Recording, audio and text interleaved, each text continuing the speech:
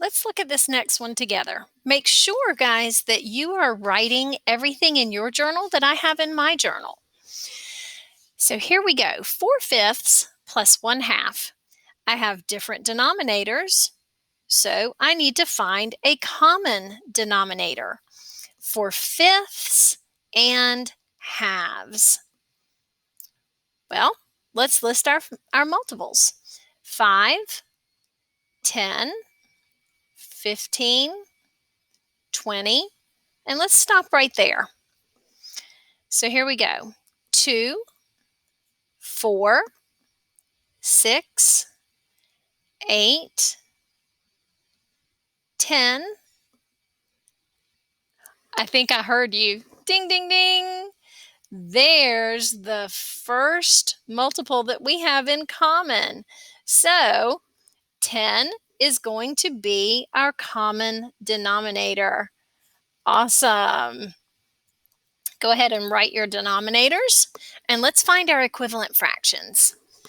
Be sure that you are showing me what you are multiplying by to find your equivalent fractions. How did that 5 turn into a 10? It multiplied by 2. So you multiply the numerator by 2 and get 8. How did this 2 become a 10? It multiplied by 5. Good. I hope you're talking back to me when I ask questions. I love it. So 2 times 5 is 10. So 1 times 5 is 5. Now, our next step is to add. 8/10 plus 5/10, 13/10. What do you notice about 13/10? It is an improper fraction.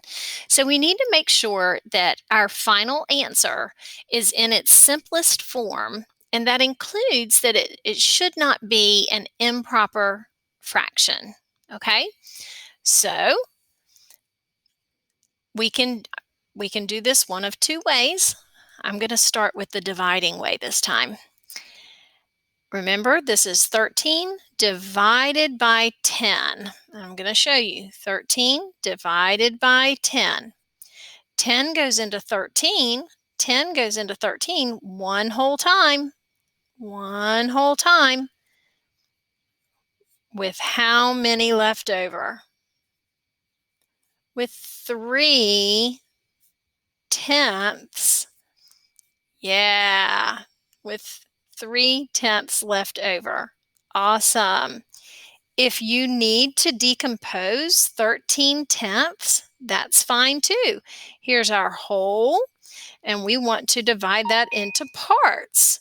So here we go. How many tenths equals one whole? 10/10. So I can take out 10/10. And how many tenths would be left? 3/10. Good job. 10/10 equals one whole. So my mixed number would be 1 and 3/10. You try the next one on the Draw It slide. Your work should look exactly like this.